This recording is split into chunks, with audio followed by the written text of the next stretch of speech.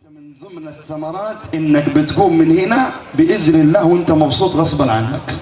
ينبسطون؟ اكيد يا شيخ، اكيد اكيد.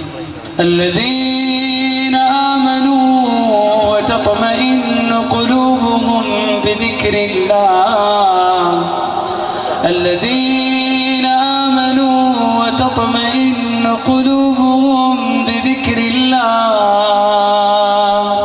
الا بذكر الله تطمئن القلوب. الا بذكر الله تطمئن القلوب. الذين آمنوا وعملوا الصالحات طوبى لهم، طوبى لهم وحسن مآب.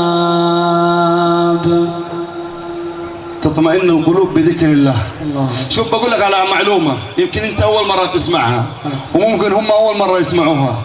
شوف، اذا سمعت القرآن ولا حضرت الى صلاة ولا جلست في مجلس يذكر فيها الله وقمت وانت تحس براحة في قلبك، قول الحمد لله. تدري ليه؟ إذا أنت شعرت بالقرآن وبذكر الله وبعبادة الله بدأت تشعر بشيء من الطمأنينة، قول الحمد لله، لأن هذه علامة إيمان. لأن في بعضهم إذا سمع ذكر الله ترى ما يرتاح، ما يستانس، إيش يصير في قلبه؟ يشمئز قلبه، كما قال الله عز وجل: وإذا ذكر الله وحده اشمأزت قلوب الذين لا يؤمنون بالله. تجيله كذا اشمئزاز. والله بعضهم اقسم بالله ان يكون يتابع مسلسل ولا فيلم ولا اغنيه قاعد يسمعها، شويه يسمع صوت اذان فجأة، يحاول باي طريقه انه انه ما يسمع الصوت، انه ما يسمع الاذان، يتكهرب، يشمئز قلبه والعياذ بالله. هذا لابد ينتبه، هذا قلبه مريض، لابد ان ينتبه. والله عز وجل ماذا يقول في سورة لقمان؟ ومن الناس من يشتري لهو الحديث. يشتري ايش؟ لهو الحديث. ايش هو لهو الحديث؟ الله يقول في الآية رقم 4 في سورة لقمان: ومن الناس من يشتري لهو الحديث. يشتري لهو الحديث. ما المقصود بلهو الحديث في هذه الآية؟ الأغاني، كما قال ابن مسعود رضي الله عنه وأرضاه: يشتري لهو الحديث. ليش يشتري أغاني؟ ليه؟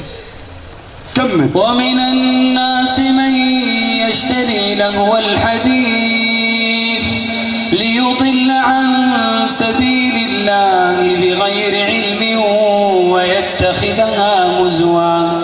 أولئك لهم عذاب مهين. وإذا تتلى عليه آياتنا ولى مستكبرا كأن لم يسمعها كأن في أذنيه وقرا. الحين الشيخ منصور اشترى الأغاني وأدمن على سماع الأغاني، أدمن ذا الحين مدمن الأغاني في دمه، الأغاني كذا قاعدة تزن عند أذنه. إيش النتيجة؟ إيش العقوبة؟ وإذا تتلى عليه آياتنا ولى مستكبرا كأن لم يسمعها كأن في أذنيه وقرا. فبشره بعذاب أليم. فبشره بعذاب أليم. فبشره بعذاب أليم. والله بعض الشباب اتصل علي وأكثر من شاب يقول: والله إني أسمع الأذان ونفسي أروح أصلي نفسي، لكن أحس بثقل غير طبيعي، في شيء يردني، في شيء قاعد يردني، أبغى أروح أصلي بس في شيء يردني. ليه؟ لأنك اشتريت الأغاني هذه وقدمتها على كلام الله وعلى طاعة الله فلعبت فيك. لعبت فيك وعرقلتك عن ذكر الله وعن طاعة الله. بعض الشباب يقول لك أغاني، أنا بس مشكلتي أغاني بس، هذه مشكلة، هذه مشكلة. شوف من بداية شراء الأغاني وشراء له الحديث، شوف الآيتين إيش النهاية، بالله يعيدها علينا يا شيخ.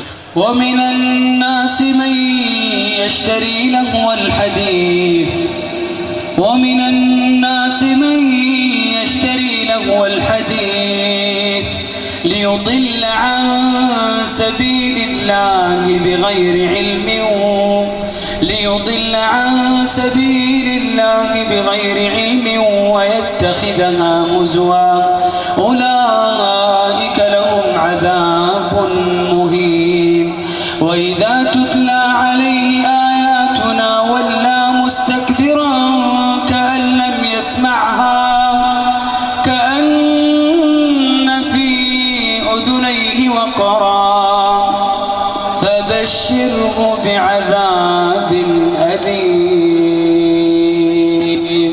الأغاني هذه عرقلت كثير من الشباب عن المساجد، خلت بعض الشباب خطوته ثقيلة للمسجد، خلت بعض الشباب يحب القرآن، لكن إذا جاء يفتح المصحف يبغى يقرأ قرآن، أقسم بالله بعض الشباب يقول والله العظيم بالقوة أقرأ صفحة، بالقوة أقرأ وجه واحد، أحس بالقوة خلصوا. ليه؟